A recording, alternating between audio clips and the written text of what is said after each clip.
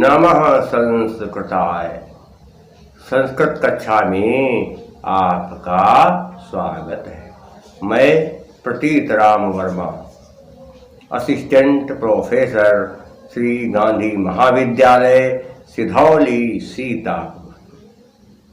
आज मैं बीए भाग 3 के अंतर्गत संस्कृत में भारतीय दर्शन पढ़ाने जा रहा हूँ। एक दिन मैंने भारतीय दर्शन में सांख्य दर्शन के अंतर्गत सांख्य दर्शन का सामान्य परिचय दिया, साथ ही साथ सांख्य दर्शन के प्रमुख सिद्धांत सतकार्यवाद के बारे में बताया था। आज सांख्य दर्शन के ही अंतर्गत मैं आपको प्रकृति के विषय में बताने जा रहा हूँ, क्योंकि उत्तर प्रदेश के अलावा अन्य कई प्रदेशों में जब पीजीटी की परीक्षाएं संस्कृत में विषय को लेकर के होती हैं तो संस्कृत पीजीटी में प्रकृति से संबंधित कुछ प्रश्न पूछे जाते हैं।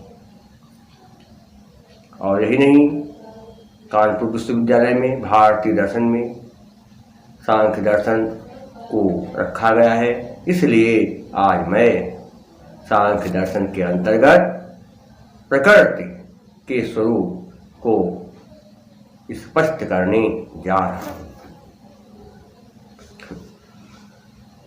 संसार में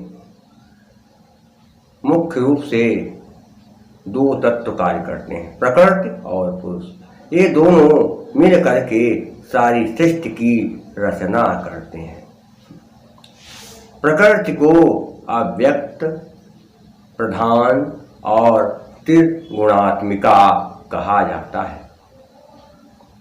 प्रकृति वास्तव में पुरुष के साथ जुड़ी रहती है और इसकी कुछ विशेषताएं हैं। कुछ विशेषताएं प्रकृति की तो पुरुष से मिलती हैं, लेकिन कुछ विशेषताओं में प्रकृति पुरुष से बिल्कुल अलग है।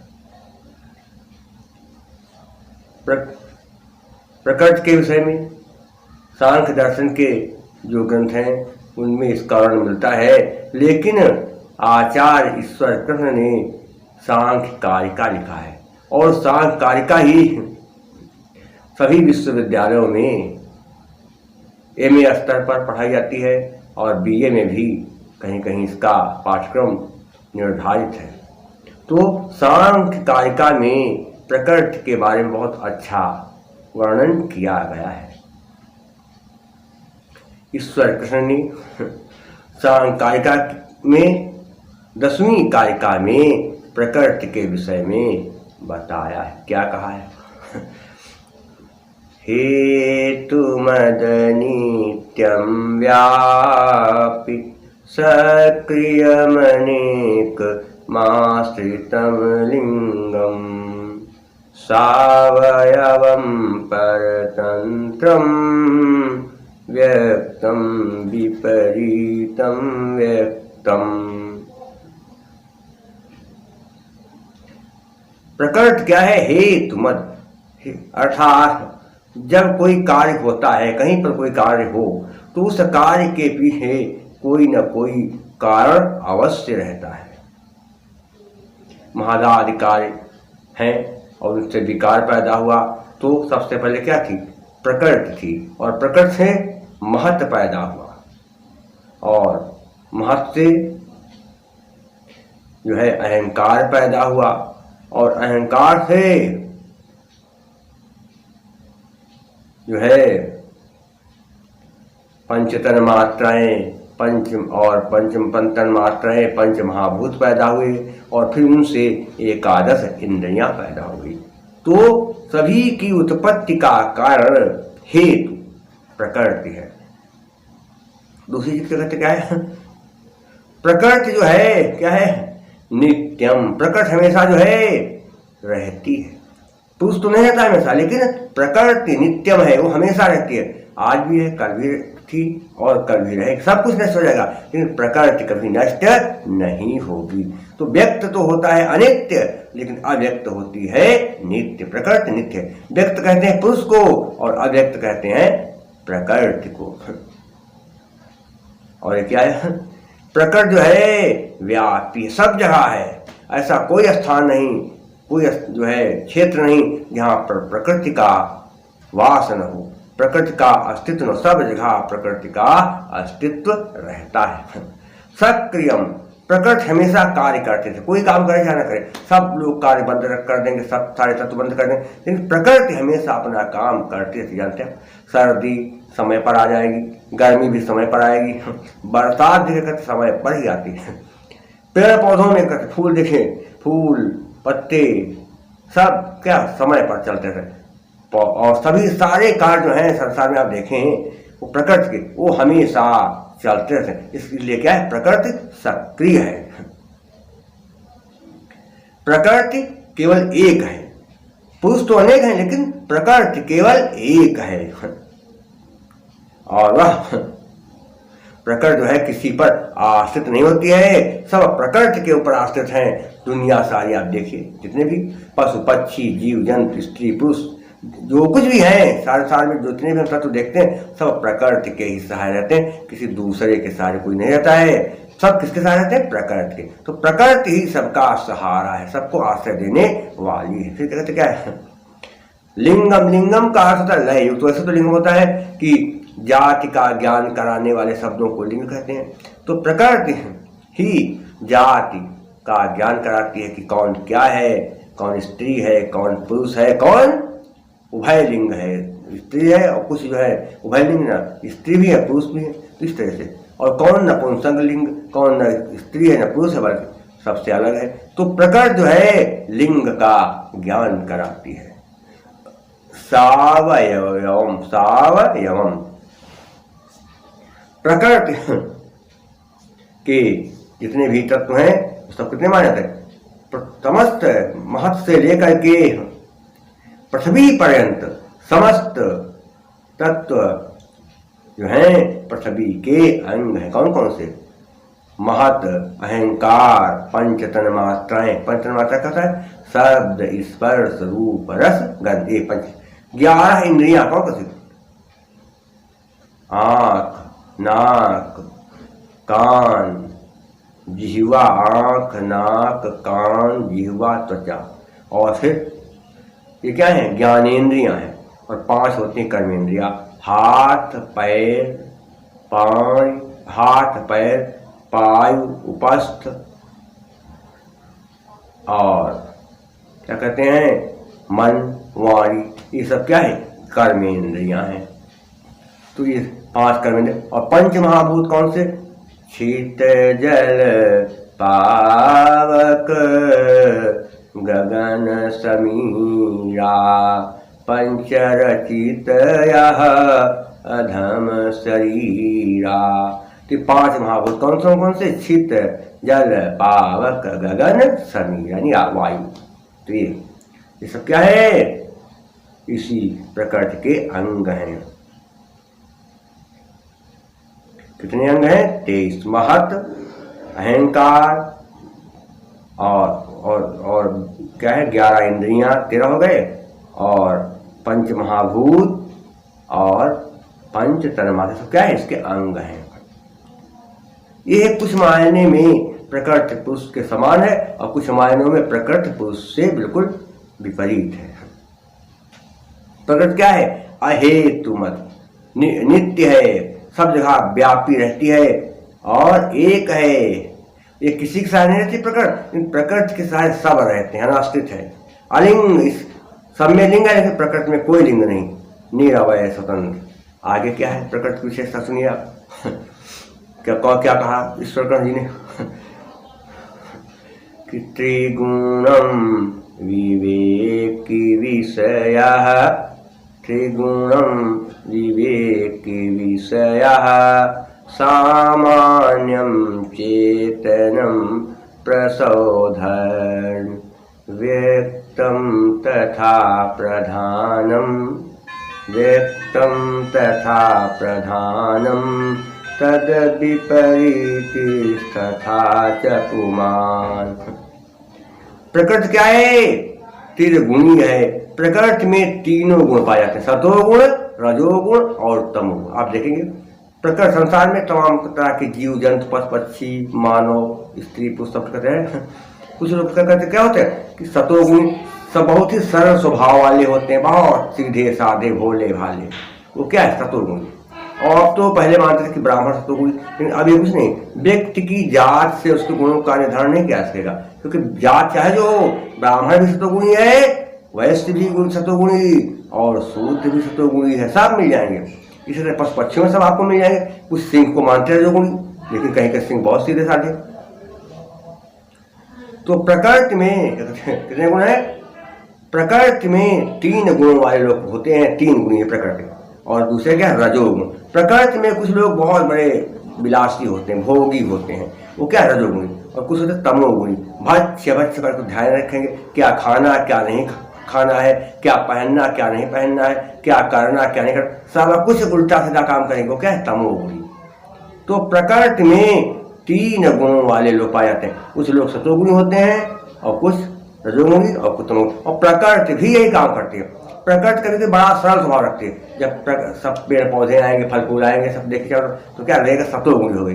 बढ़िया हल्का पानी वर्षा मतलब बढ़िया पानी, लोगों को आनंद आया, तो क्या सतोगुणी। और कभी क्या होता है? रजोगुणी। कभी कोई देखेंगे आप प्रकृति में बढ़िया लहा लही रही है फसलें, बढ़िया पेड़ पौधों में फूल लगे हैं, पत्ते लगे हैं, फल लगे, तो क्या? रजोगुणी। और तमोगुणी क्या मतलब क्या है? सबका नाश, अचानक आ जाएगी बाढ़, अचानक क्या होगा?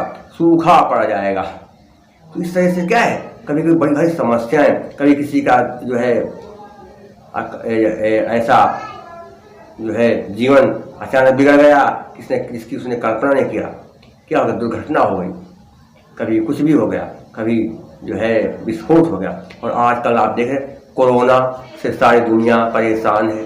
कोरोना अचानक आ गया, ये सब क्या है? ये प्रकृति की लीला है। प्रकृति समय तमोगुण में आ गई है, प्रकृति अपना तमोगुण दिखा रही है।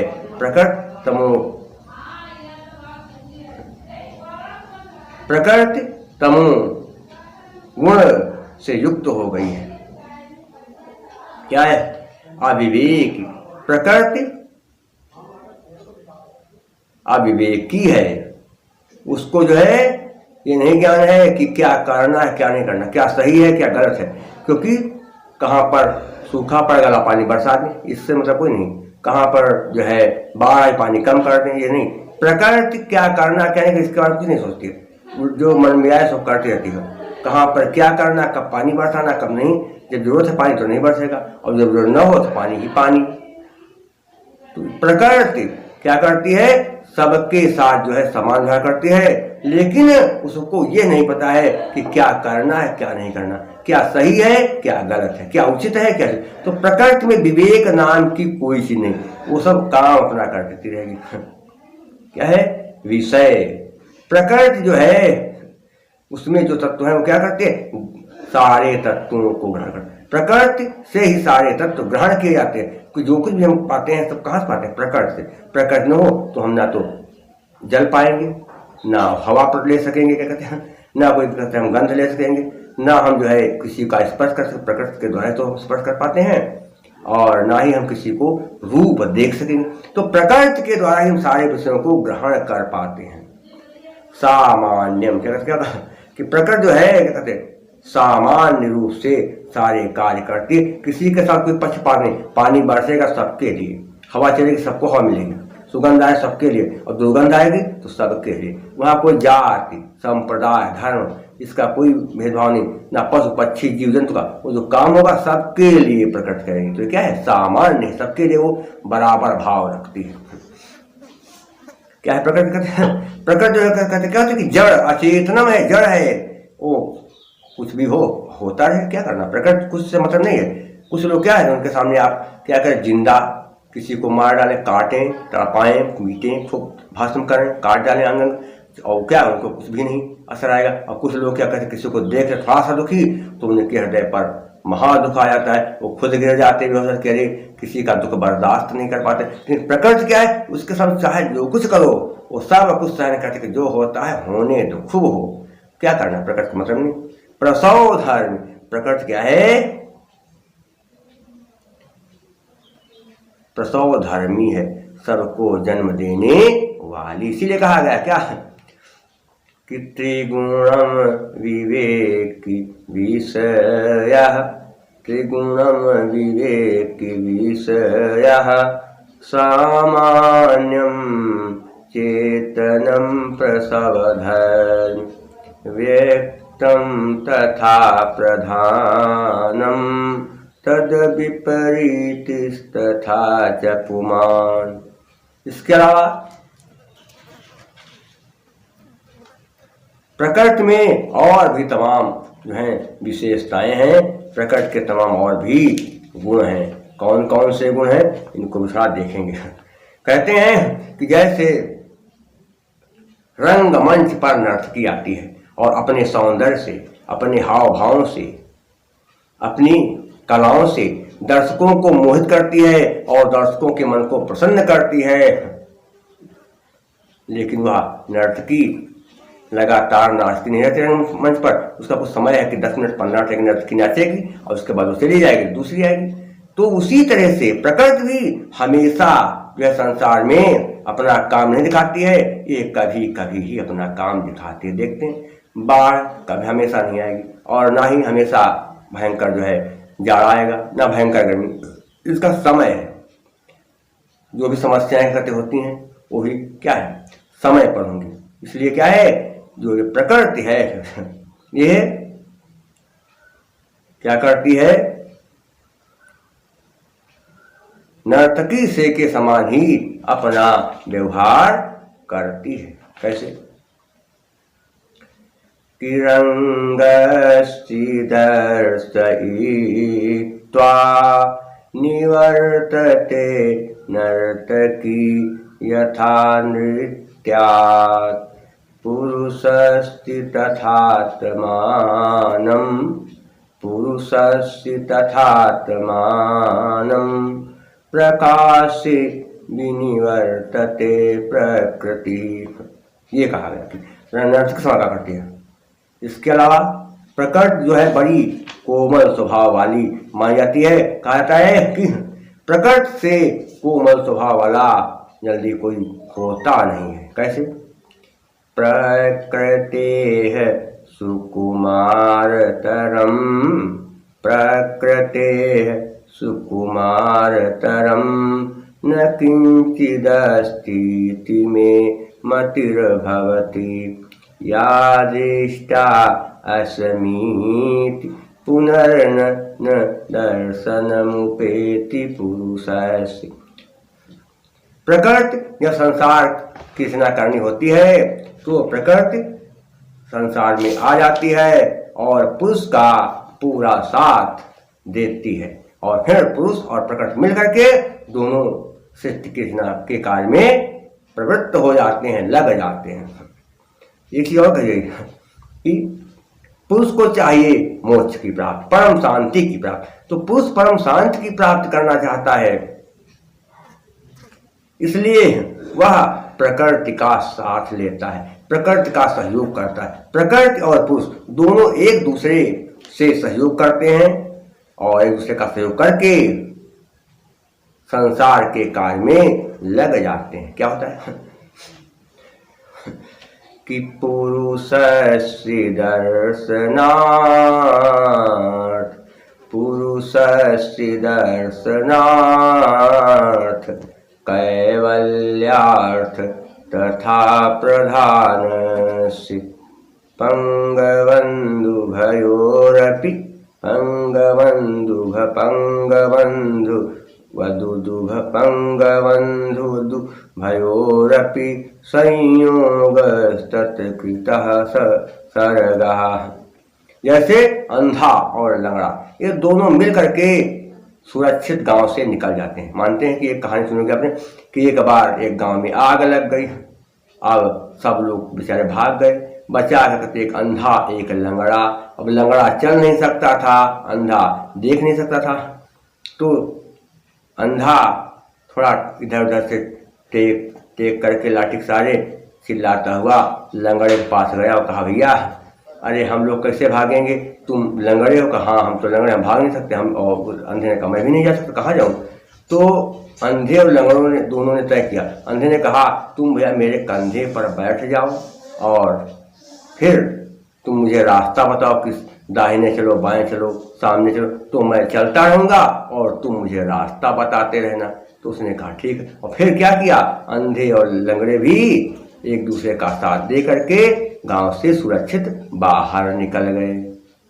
अंधे ने बैठा लिया लंगड़े को और लंगड़ा जो है अंधे कंधे बैठ गया और रास्ता बताता गया, फिर दोनों निकल गए। तो ये है, तो प्रकृति और पुरुष ये दोनों एक दूसरे का साथ देते हैं। तो कहने का मतलब ये है कि प्रकृति सांख्य दर्शन का महत्वपूर्ण तत्व है।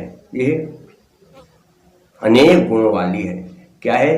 त्रिगुणी है और प्रसव, हाँ प्रसव धर्मी। और इस सारे संसार में सबको प्रकट क्या करती है? जन्म देने वाली है। ये क्या है? अहेतु मत है, नित्य है, व्यापी है और निष्क्रिय भी रहती कभी कभी।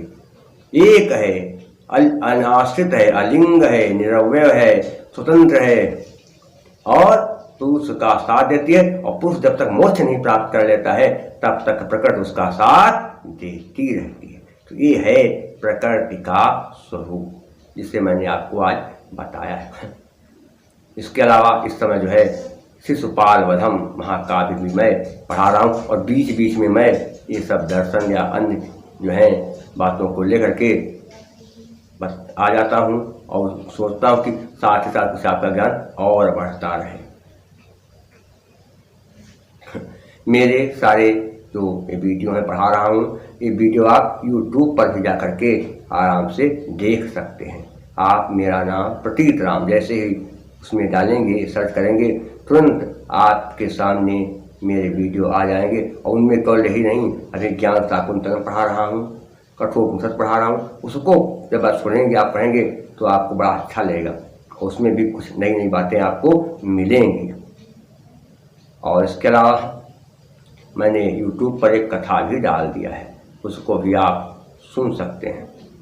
मेरा मोबाइल नंबर है 798 558 7339 और मेरा व्हाट्सएप नंबर है 97 93 03 47 15। आप इन मेरे वीडियो को देखते हैं तो आपको कैसा लगता है? आप अगर वीडियो देखें अच्छा लग जाए तो आप सब्सक्राइब भी कर लें, जिससे हम देखें कितने जो है हमारे जो है देखने वाले वीडियो जो है बढ़ रहे हैं। क्योंकि अब भी 8-9 दिन हुए हैं और लगभग 1300 के करीब जो है वीडियो मेरा देखने वालों की संख्या हो गई है। तो बहुत अच्छी बात है। इसके लिए जो लोग मेरा वीडियो देख रहे हैं उनको मैं बहुत बहुत धन्यवाद देता हूँ। शेष अगले अंक में मैं आपको बताऊँगा। तब तक के लिए नमः संस्कृताय।